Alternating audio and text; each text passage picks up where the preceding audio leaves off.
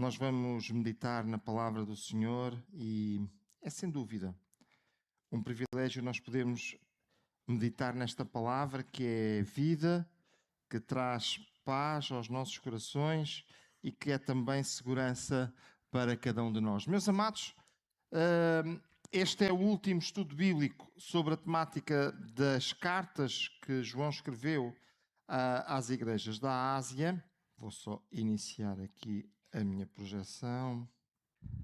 Nas cartas que João escreveu às 7 igrejas da Ásia, e este é o último estudo bíblico que fala sobre a última das cartas, neste caso, a carta à igreja de Laodiceia. Bem, um dia que vocês tenham um bocadinho devagar, vão lá até à Turquia e podem visitar Laodiceia. Laodiceia tem algumas atrações muito interessantes. Uma delas é que, como a cidade teve bastante tempo sem ser habitada, grande parte das construções elas foram preservadas e conseguiram ser recuperadas pela arqueologia, e então tem vários monumentos interessantíssimos para se poder visitar, nomeadamente instalações de igrejas cristãs do primeiro século, onde podemos ver, entre várias outras coisas, um batistério, uma pia batismal para mergulhar, para as pessoas serem mergulhadas e serem batizadas por imersão. Alguma coisa extraordinária que não é tão comum assim, mas que poderão encontrar neste lugar também. Então, deixem-me mostrar-vos aqui só duas imagens. Uma delas, do vosso lado direito, é do teatro, que está praticamente intacto, como podem ver, e a segunda delas é de uma avenida principal que era feita em mármore, pavimentada em mármore. Ainda está lá uma boa parte que é possível ser visitada pelos visitantes. Mas vamos agora fazer a leitura bíblica que encontramos então em Apocalipse, capítulo 3, e começar a nossa leitura no versículo 14. E diz: ao anjo da igreja em Laodiceia escreve: estas coisas diz o Amém, a testemunha fiel e verdadeira, o princípio da criação de Deus. Conheço as tuas obras, que nem és frio nem quente. Quem dera fosses frio ou quente. Assim, porque és morno, e nem és quente nem frio, estou a ponto de vomitar-te da minha boca. Pois dizes, estou rico e abastado, e não preciso de coisa alguma, e nem sabes que tu és infeliz. Sim, miserável, pobre, cego e nu. Aconselho-te que de mim compres ouro refinado pelo fogo para te enriqueceres, vestiduras brancas para te vestires, a fim de que não seja manifesta a vergonha da tua nudez, e colírio para ungires os olhos, a fim de que vejas. Eu repreendo e disciplino a quantos amo. Sê, pois, fiel e arrepende-te. Eis que estou à porta e bato. Se alguém ouvir a minha voz e abrir a porta, entrarei em sua casa e cearei com ele e ele comigo. Ao vencedor, dar-lhe-ei sentar-se comigo no meu trono, assim como também eu venci e me sentei com meu Pai no seu trono. Quem tem ouvidos, ouça o que o Espírito diz à Igreja. Se estão lembrados, na introdução das cartas, quando começámos a falar sobre este assunto, eu expliquei que João teve uma visão e estas cartas que nos são apresentadas, a pessoa que as escreve, a pessoa que redige as cartas é o próprio Senhor Jesus, que tem uma mensagem. Tem uma mensagem para o líder da igreja, para falar com a própria igreja, e utiliza a expressão ao anjo da igreja para se referir ao líder dessa igreja. Permitam-me então avançar um bocadinho com vocês e ver rapidamente 2 ou 3 pormenores, alguns já os disse. Era conhecida como a Laodiceia da Frígia, pela região em que ficava, muito rica na indústria têxtil, e tinha também uma famosa escola de medicina. Temos que andar 2000 anos para trás, ok? Esta escola de medicina era extremamente conhecida por desenvolver produtos para a vista, para os olhos, nomeadamente alguns que ficaram conhecidos como colírios para os olhos. Era um polo comercial muito forte nos dias de João, tinha uma fortíssima indústria têxtil E, para além disso, tinha um forte potencial bancário, onde eram feitas trocas, onde eram feitos empréstimos, onde eram feitos alguns seguros, e isso fazia com que aquela cidade fosse muito rica. Possui uma zona termal, que na verdade não era nenhuma zona termal, era a confluência de águas de duas cidades vizinhas, e que tinha uma vantagem. A cidade de Colossos, que ficava muito perto, tinha água muito fria, gelada, que era muito agradável no verão, para as pessoas se refrescarem e até para descansarem um bocadinho, mas era só isso. E tinha do outro lado Hierápolis, em que tinha águas muito quentes e que eram usadas para fins medicinais. Mas depois temos Laodiceia, que não tinha água. Até eles canalizaram as duas águas, juntavam-nas, e aquilo ficava ali uma água tépida, morna, que era sempre agradável para lavar, mas que diziam que era intragável para beber, que as pessoas bebiam e, dados muitos quilómetros que atravessavam pelos aquedutos, era uma água que dava até vontade de vomitar. Então era uma água muito mal reputada para ser ingerida. Hoje é um dos lugares arqueológicos, como eu já falei, onde se podem ver vários edifícios deste tempo. Vamos olhar então para o contexto da carta e percebermos um bocadinho. Esta é a última das 7 cartas, ou das 7 igrejas a quem é escrita a carta. É uma cidade próspera, conhecida pela sua riqueza, dada a sua indústria têxtil, pelo seu enorme movimento comercial. Era também uma cidade procurada por motivos medicinais, dada a escola de medicina e dado também as águas que já falámos. Como Jesus se apresenta a esta carta? Quando nós começamos a ler a carta, vemos que Jesus se apresenta como o Amém, a testemunha fiel e verdadeira, o princípio da criação. Por isso, ele é digno de confiança, ele fala sempre a verdade e ele tem a soberania absoluta. 3 coisas que Jesus coloca aqui. Ele é o Amém, ou seja, ele é aquele que não há dúvida que ele vai fazer aquilo que ele diz. Ele é aquele que não deixa qualquer sombra de hesitação sobre o que ele fala e o que ele faz. Ele é aquele que fala sempre a verdade, a testemunha fiel e verdadeira. Ele é o princípio da criação de Deus. Nós vamos ver um pouquinho mais sobre isso. No texto, e agora numa tradução diferente, nós conseguimos ver. Esta é a mensagem do Amém, da testemunha fiel e verdadeira, e daquele por meio de quem Deus criou todas as coisas. No Evangelho de João, nós encontramos que todas as coisas, estamos a falar de tudo o que foi criado, todas as coisas foram feitas por Ele, e sem Ele, nada do que foi feito se fez. E isto mostra-nos, isto explica-nos que foi através da pessoa de Jesus que todas as coisas foram criadas. Obrigado, Carolina. Que todas as coisas foram criadas.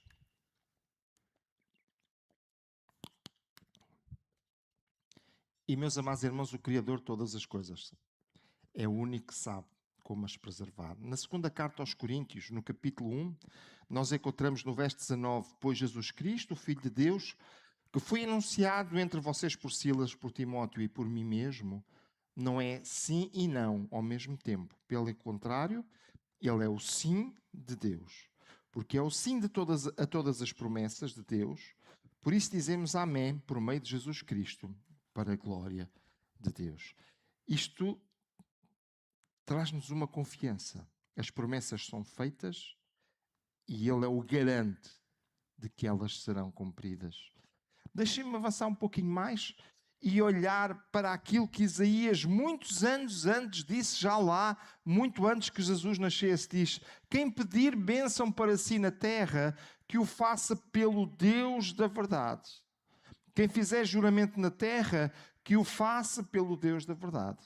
Porquanto as aflições passadas serão esquecidas e estarão ocultos aos meus olhos. Que os faça pelo Deus da verdade. O Deus em quem nós podemos realmente confiar.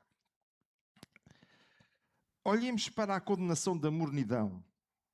Bem, o morno não é quente e não é frio. Certo? É um meio termo entre o frio e o quente.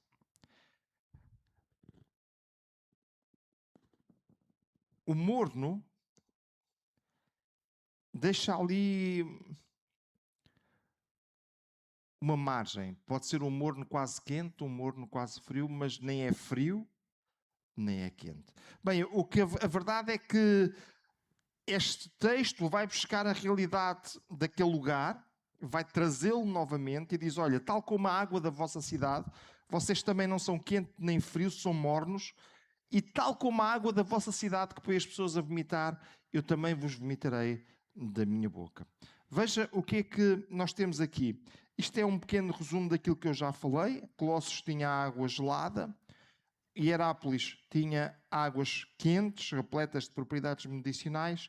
A água era canalizada pelos aquedutos das duas cidades anteriores, chegava morna, perdendo as suas características de água fria e quente, e ainda por cima trazia o sabor de todo aquele aqueduto com o calcário por lá fora, e seria uma água muito pouco saborosa. Se vocês virem ali no mapa, nós temos Laodiceia, temos Colossos e Hierápolis, vocês vejam as diferenças, as distâncias, e de alguma forma eles canalizaram esta água para poderem beber. A água quente de Hierápolis e a água fria de Colossos era misturada pelo caminho e, para além de ficar morna, ela acabava por ficar suja. Era o melhor que eles tinham. E cheia de minerais calcários, tornando-se com sabor horrível. E Jesus usou esse problema local para ilustrar que preferia que aquela comunidade fosse útil, revigorante como a água fria, ou que fosse curativa como a água quente, em vez de não ser nem uma coisa, nem outra. A igreja, portanto, refletia a condição da cidade, confortável, rica, autossuficiente, mas vazia de Deus. Trouxe um gráficozinho para nós olharmos. Antes daquelas pessoas terem aceito Jesus, eles estavam frios. Depois de aceitarem Jesus, eles ficaram quentes e deveriam ter-se mantido naquela posição. Mas eles não ficaram frios ao ponto de poderem voltar a aceitar Jesus, de poderem arrepender-se, mas também já não estavam quentes, ficaram no meio.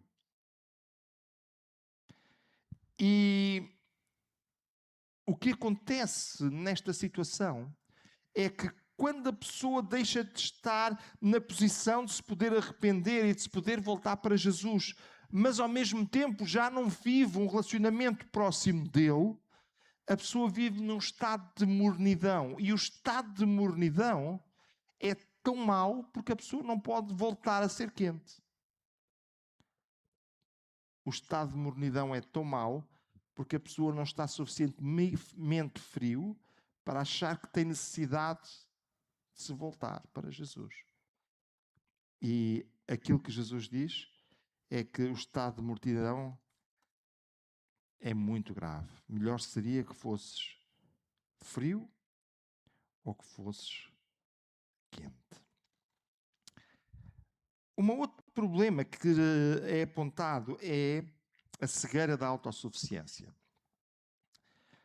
Aquela cidade era tão rica que no ano 60 sofreu um sismo muito grande e a cidade foi parcialmente destruída. Quando aquilo aconteceu, e como era normal, o Império Romano, o Imperador, prontificou-se a dar uma ajuda para reconstruírem a cidade.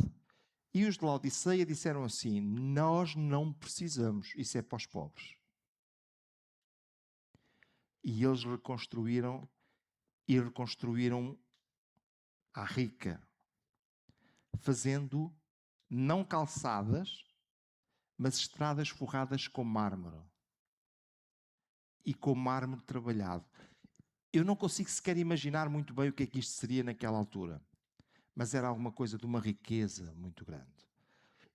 E agora, Jesus fala com aquelas pessoas e diz: vocês têm um problema, é que a autossuficiência está-vos a trazer uma cegueira. Apocalipse, que nós lemos já, diz: você diz, estou rico, adquiri riquezas e não preciso de nada. Não reconhece bem porém, que é um miserável, digno de compaixão, pobre, cego e que está nu. Dou-lhe este conselho: compre de mim ouro refinado no fogo, e você se tornará rico. Compre roupas brancas e vista-se para cobrir a sua vergonhosa nudez, e compre colírio para ungir os seus olhos e poder enxergar, poder ver. O seu primeiro problema não começava nem na pobreza, nem na nudez. Começava na cegueira. Porquê? Porque a cegueira fazia com que eles não conseguissem perceber as suas necessidades. Meus amados irmãos, a primeira coisa que nós precisamos é de ver. Quando nós vemos, nós podemos ganhar consciência de tudo o resto que está à nossa volta. Quando nós fechamos os nossos olhos e não vemos, nós perdemos a consciência daquilo que está à nossa volta.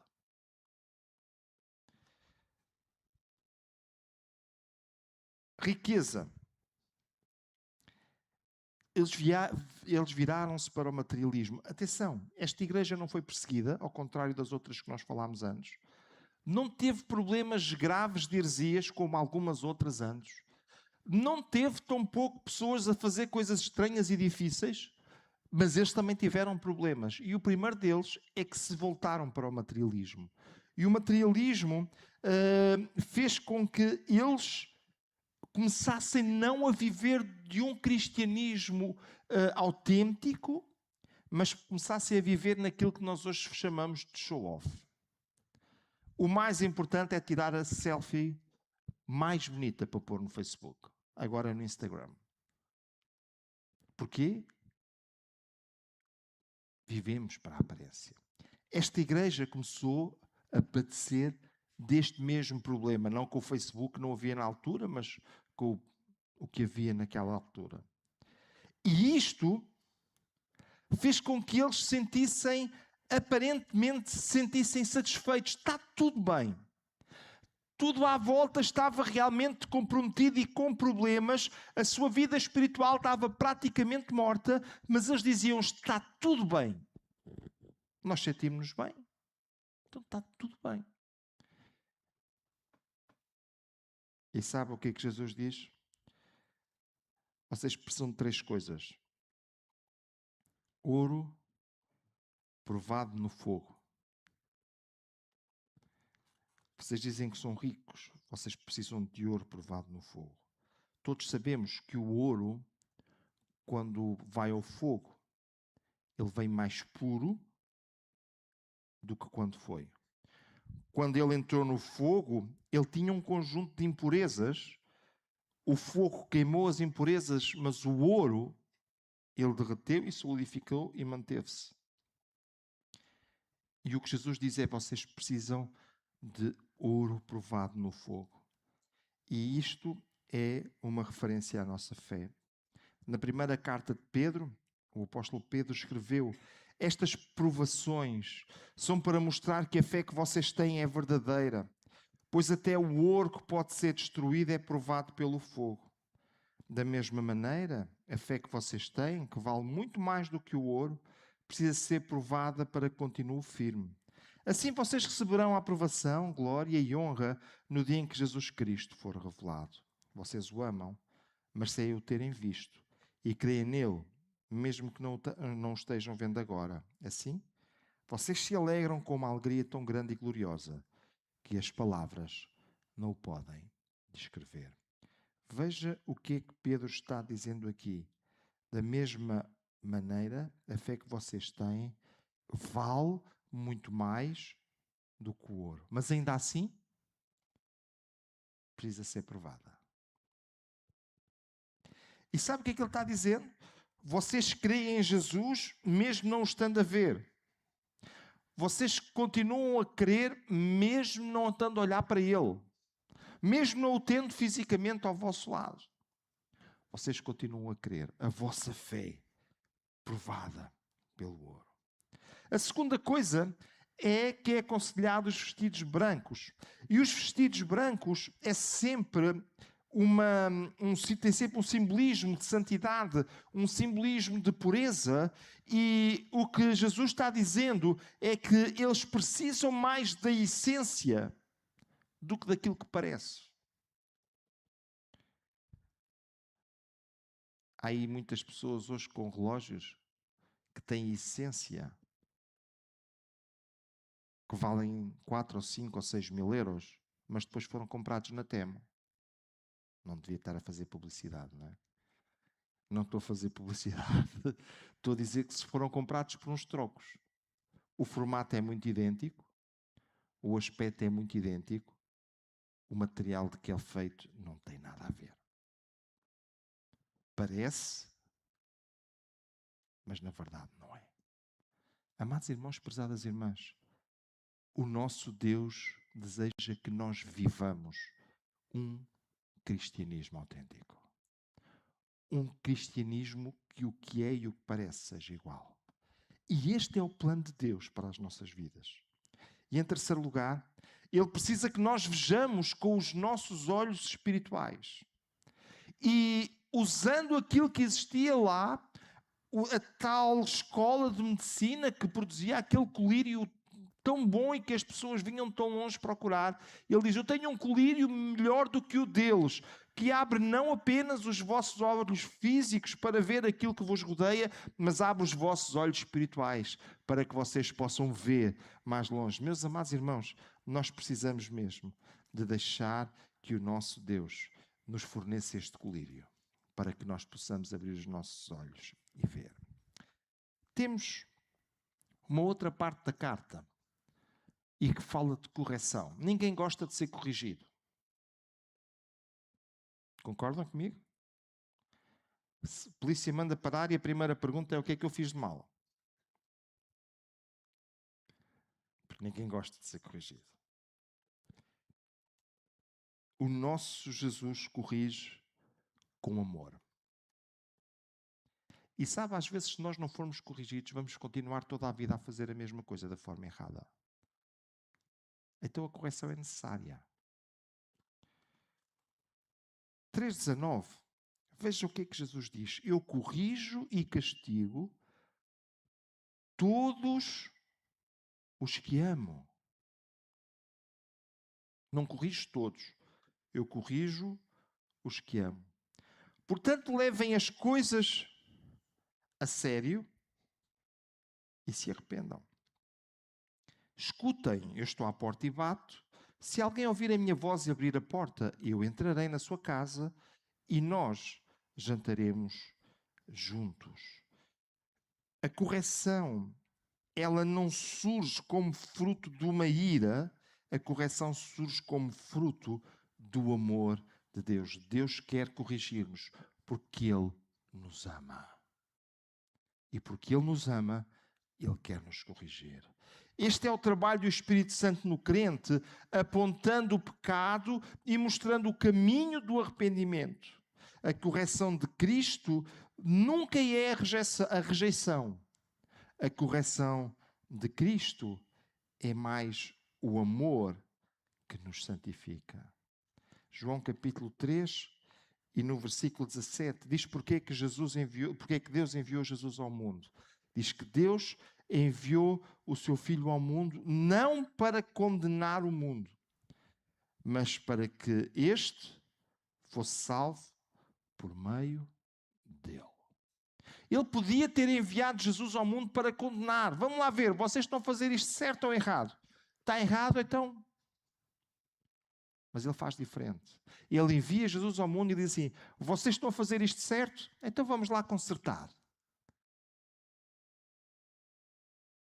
Esta é a ótica da correção do amor.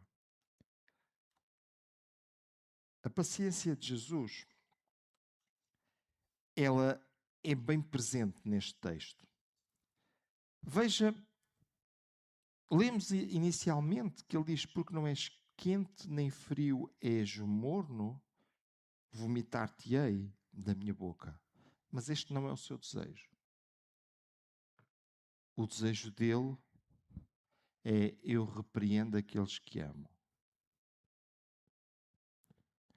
Eu estou à porta e bato. Estou a tentar falar convosco. Estou a tentar mostrar-vos as coisas. Ele não quer cuspir da boca ou rejeitar da boca a ideia de rejeitar. Ele quer sear, e sear está ligado com a ideia de convívio, com a ideia de comunhão. Fruto do seu desejo de ter comunhão com cada crente. O que ele não quer fazer, o que ele faz. Estou à porta e bato. Crente que tem Jesus do lado fora da sua vida, Jesus não força a entrada. Ele bate devagarinho. Nós temos aqui uma explicação muito aberta de como Jesus lida com o ser humano. Por vezes, nós entendemos uma forma agressiva e de imposição, mas não é esta a forma que a Bíblia nos apresenta. A Bíblia apresenta-nos uma forma em que Jesus, de forma gentil, de forma pacífica, ele bate à porta do lado de fora. Conquistando do lado de fora da nossa vida e dizendo: eu estou a bater devagarinho.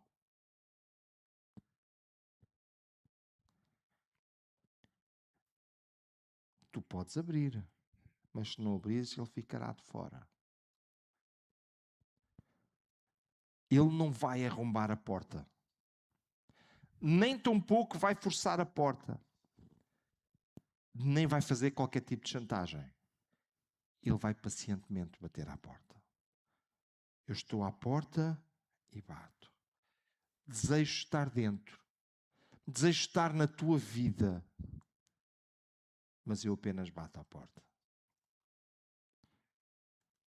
E a minha pergunta nesta noite é: como estão as nossas vidas? Como está a tua vida? Como está a minha vida? Se a nossa vida ela está distante de Deus, nós podemos ouvi-lo bater à porta e não fazer caso. Mas nós podemos ouvi-lo bater à porta e convidá-lo a entrar. Esse é o desejo dele. Foi por causa disso que ele veio à cruz do Calvário morrer por nós. Foi por causa disso que ele deixou o céu para vir a este mundo. É isto que ele deseja. Mas ele não te obriga. Ele bate suavemente. Talvez já várias vezes percebestes que parece que alguém está batendo à minha porta, à minha vida, à porta do meu coração. E o que é que eu faço? Qual é a minha decisão? Tu podes não decidir nada. E ele vai ficar do lado de fora. Mas tu podes convidá-lo a entrar.